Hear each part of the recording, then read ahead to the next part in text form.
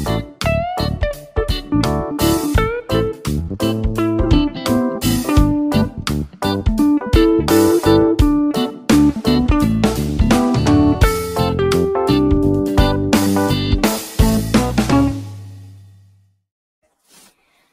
mga Mars! For today vlogs naman po ay itutur ko kayo sa Ohio. Ayan.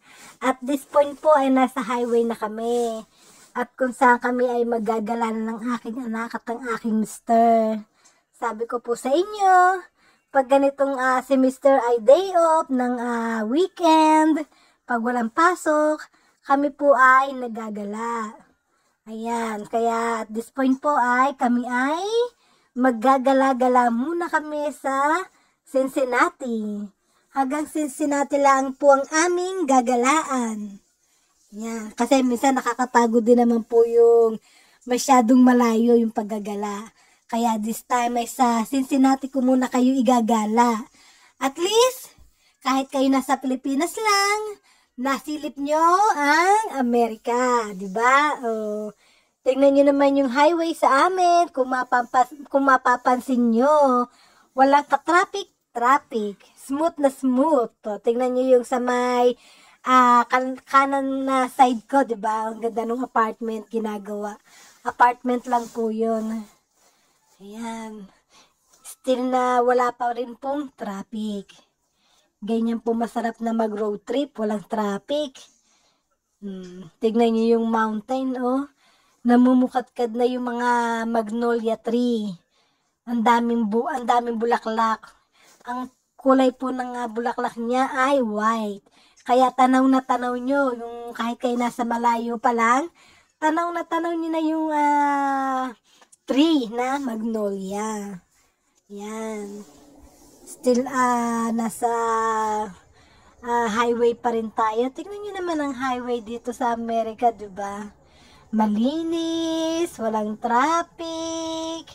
At kung mapapansin nyo yung ating kalangitan, blue na blue, ang ating clouds, diba? O, tignan nyo naman yung mga puno na yan, ng pine tree. O, nag-i-start ng maging green ulit.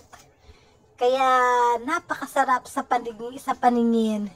Kung tayo ay mamamasyal, yung kahit na short trip lang, maikot-ikot tayo. Ayan. Ano lang ata yan? Condominium? Hindi ako sure. Kasi hindi naman po kami pumasok sa loob ng subdivision. Ayan. Tignan nyo yung ating farm. Diba? Ang laki ng kalsada sa Amerika kung mapapansin nyo. Nag-start ng maging green ang ating mga damo. So, ibig sabihin po malapit na spring spring na po. Kasi nagbago na yung time dito sa amin sa Amerika. Ang ganda ng palm. Ayan, di ba? Napakaganda. At yung highway, nakikita nyo yung 4 na camera na yan, nakatutok sa inyo. Pag kayo ay may ginawang krimen, huling-huli kayo mga Mars. Kasi sa mga kamerang nakasabit dyan sa ating stoplight. Kaya kung may ginawa kayong krimen, huli agad kayo. Pansinin nyo yung mga puno na yan ng magnolia. Ay, ang gaganda. Namumukadkad na sa bulaklak pala. Left and right, kung makikita nyo, napakasarap sa paningin. Kung ganyan ang makikita yung tanawin. At ayan naman po yung condo yan. Alam ko, condo yan. Then yung po ay apartment. Diba? Ang ganda ng apartment dito. Ayan, magaganda rin yung bahay. Ayan, may narong geese. Tapos may park. Pwede kayong pumunta ng park, dalhin nyo anak nyo, bago kabahayan na naman. Sa Amerika naman po, hindi naman po lahat ng nakatira dito ay malaki bahay, mayaman. Meron din pong mahirap dito sa Amerika. Hindi po lahat ng tao dito ay afford ang magbayad sa malalaking bahay. Punta tayo ng Hamilton. Yan, building po ng Hamilton yan. Downtown ng Hamilton. Punta tayo sa may right side. Diba? Another stoplight again. Dito sa Amerika, kahit saan kayo magpunta, may stoplight, may stop sign. Kaya, hindi kayo pwedeng hindi titigil. Ayan, diba? Oh, ang farm. Nagkukulay green na. Siguro nag-start na sila magtanim ng mga ng mga vegetable or corn. Ayan, no, diba? Yung ibang puno kulay brown pa rin. Hindi pa po nagigising. Yan yung mga style ng bahay, ranch. Ang tawag po dyan sa bahay na mga ganyan ay ranch. Merong double. Saka yung mga farmer dito, mayayaman. Kita nyo yung bahay nila. Gaganda ng bahay nila. Hindi nyo masasabi na sila ay farmer. Saka ang farmer dito sa Amerika, mayayaman. Tinutulungan sila ng government ng Amerika. Hindi po sila nagugutom. Hindi gaya sa atin, sa Pilipinas.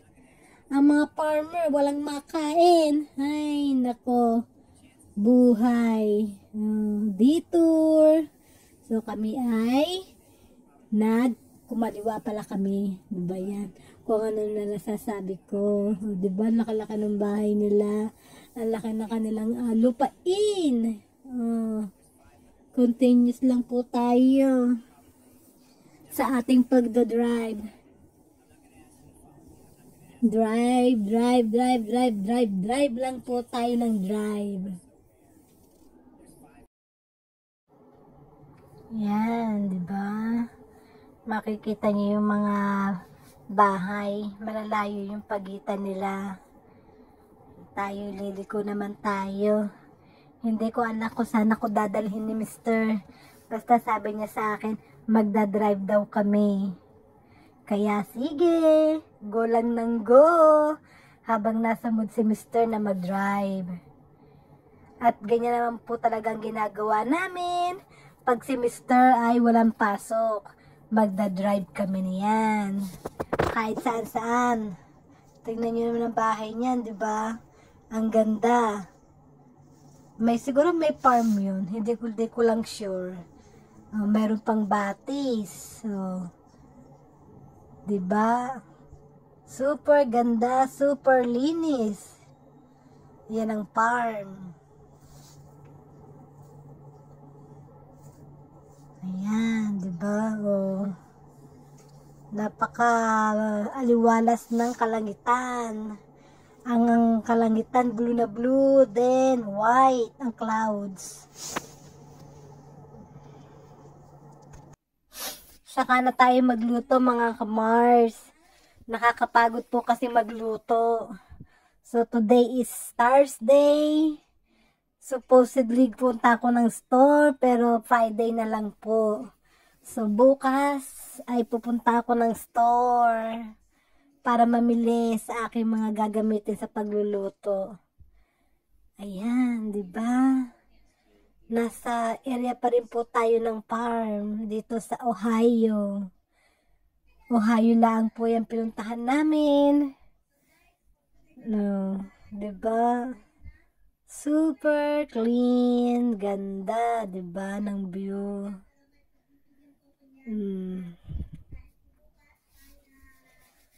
Super relaxing view.